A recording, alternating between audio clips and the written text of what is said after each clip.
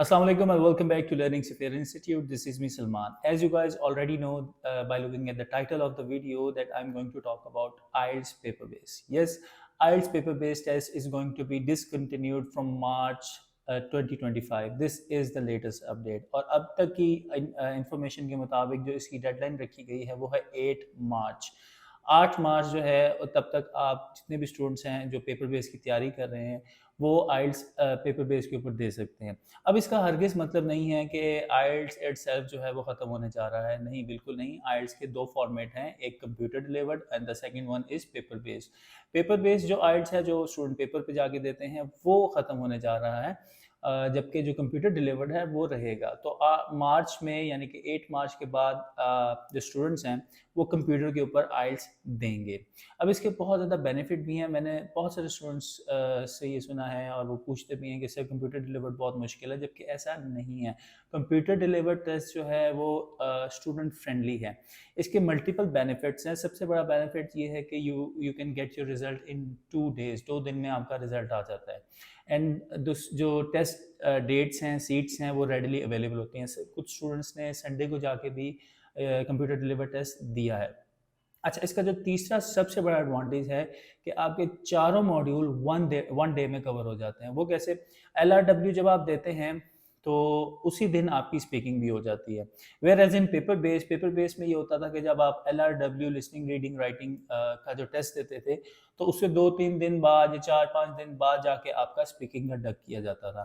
सो ये एक huge advantage है उन लोगों के लिए जो दूर दराज इलाकों से आते हैं आइल्स का टेस्ट देने के लिए। वो उनको 2 दफ़ा आना पड़ता था। नाउ अब उनके लिए ये 1 दिन का ही काम है। 1 दिन आएंगे और वो अपने चारों मॉड्यूल्स दे के आराम से चले जाएंगे और 2 दिन के अंदर अंदर उनका रिजल्ट आ जाएगा। और पेपर बेस में आपको पता है कि पहले 14 डेज वेट करना पड़ता था आइल्स के रिजल्ट के लिए, तो उससे भी जान छूट जाएगी।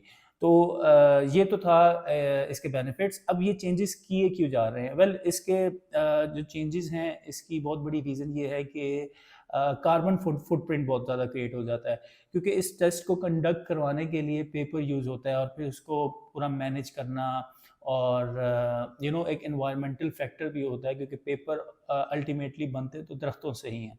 तो उस चीज़ को भी काफ़ी फोकस में रखा गया है एंड फिर ये फैसला लिया गया है ताकि पेपर कम से कम यूज़ हो और एनवायरमेंटल फ्रेंडली हो और स्टूडेंट को उसका रिज़ल्ट भी जो है वो टाइम से मिल जाए।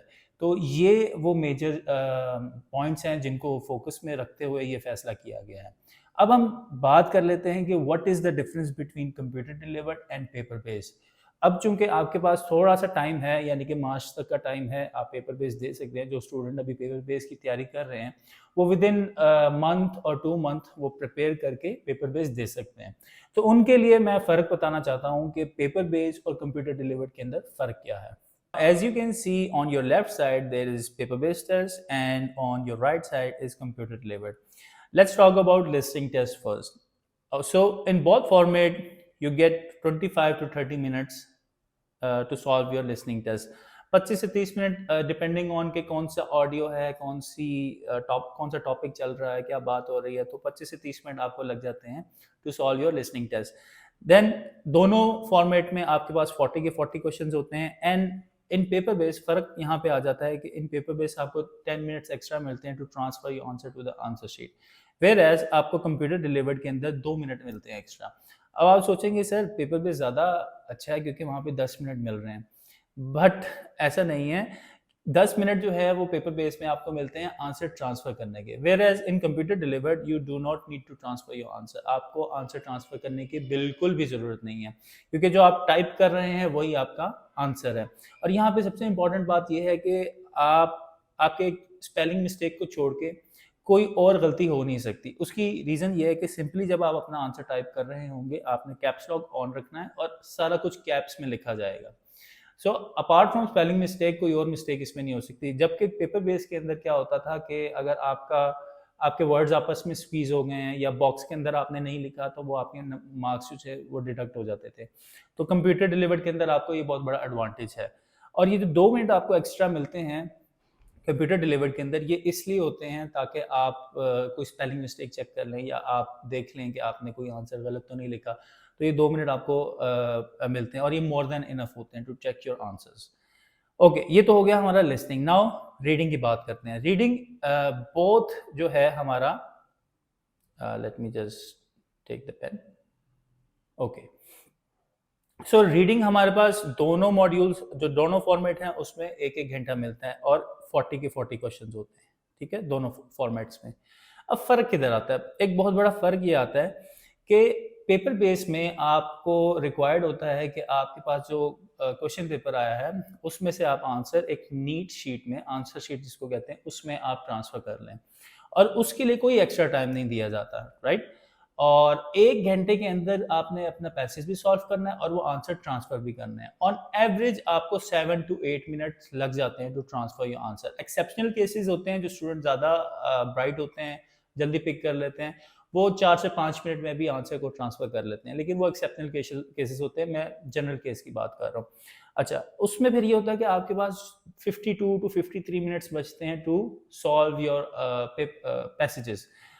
Whereas in computer delivered you do not need to transfer your answer, जो आपने टाइप किया वही आंसर है। अब इसका ये मतलब नहीं है कि आपने एक दफ़ा टाइप कर दिया तो वो आपका फिक्स हो गया आंसर। इट मीन्स कि उस 1 घंटे में आप उसको चेंज भी कर सकते हैं। आपको लगा ये नॉट गिवन है आपका आंसर, बाद में फिर आपने पढ़ा तो आपको लगा नहीं ये तो ट्रू है, आप उसको चेंज कर सकते हैं, लेकिन उस 1 घंटे के अंदर ही करना है।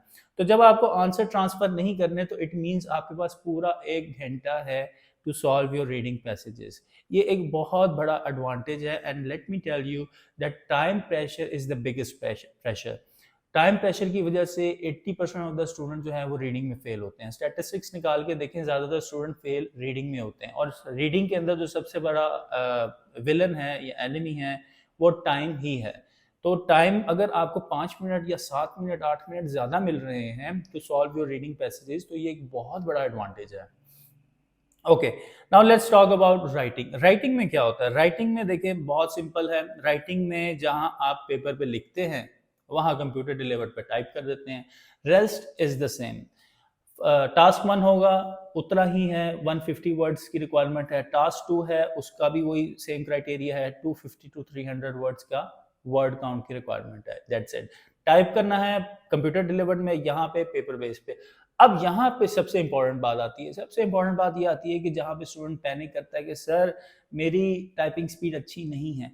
सर आपको बहुत एक्सेप्शनल या बहुत अच्छी टाइपिंग स्पीड नहीं चाहिए to perform your test on computer. Believe me, बहुत एवरेज स्पीड भी हो तो आप इजीली ये परफॉर्म कर लेते हैं। इट डजंट मीन कि आपको बहुत अच्छी स्पीड चाहिए, ठीक है। तो ये तो हमारा एक डाउट क्लियर हो गया कि हमारा जो कंप्यूटर डिलीवर्ड है उसमें हमारी टाइपिंग स्पीड कम है तो हम नहीं दे पाएंगे। ऐसा कुछ भी नहीं होता, ये सारी मिथ्स हैं और सारी जो है ना आप कह लें कि गलत फहमी है, मिसअंडरस्टैंडिंग्स हैं जो स्टूडेंट के अंदर क्रिएट हुई हुई हैं। तो आपने इस तरह की चीज़ें जो हैं वो नहीं सोचनी है। अब स्पीकिंग की बात कर लेते हैं। ओरिजिनली स्पीकिंग के 2 फॉर्मेट्स होते हैं, एक फेस टू फेस और एक ऑनलाइन, ठीक है। अब जो ऑनलाइन होता है वो भी टेस्ट सेंटर बेस्ड होता है। आप टेस्ट सेंटर में जाते हैं और वहाँ पे आपका ऑनलाइन कंडक्ट किया जाता है, और फेस टू फेस तो ऑब्वियसली आप टेस्ट सेंटर में जाके ही देते हैं। तो for both paper based and computer delivered ये दोनों ही फॉर्मेट चलते हैं, दोनों का क्राइटेरिया सेम है और दोनों के फॉर्मेट सेम है। अब बात कर लेते हैं कंप्यूटर डिलीवर्ड की। कंप्यूटर डिलीवर्ड में ये होता है कि जो आपका स्पीकिंग का टेस्ट होता है वो सेम डे पे कंडक्ट किया जाता है, यानी कि जब आप लिसनिंग, रीडिंग एंड राइटिंग देने जाते हैं तो उसी डे पे आपका स्पीकिंग भी कंडक्ट कर लिया जाता है। Whereas in paper base आपका 3-4 दिन बाद या 3-4 दिन पहले स्पीकिंग कंडक्ट किया जाता है, ठीक है। और इसका रिजल्ट आने में जैसे कि मैंने बताया कि 14 डेज लग जाते हैं। तो this was the comparison between paper base and the computer delivered format. अब आपने ये फैसला करना है कि मार्च तक आप जितनी भी तैयारी कर लेंगे, आप कंप्यूटर डिलीवर्ड की करेंगे या पेपर बेस की करेंगे। मैं फिर से रिपीट कर देता हूँ कि कंप्यूटर डिलीवर्ड टेस्ट जो है वो रहेगा, पेपर बेस खत्म हो जाएगा। आइल्स खत्म नहीं होने जा रहा, फिर से रिपीट कर रहा हूँ, स्टूडेंट को कोई कंफ्यूजन नहीं रहनी चाहिए कि आइल्स रहेगा सिर्फ और सिर्फ कंप्यूटर डिलीवर्ड वाला।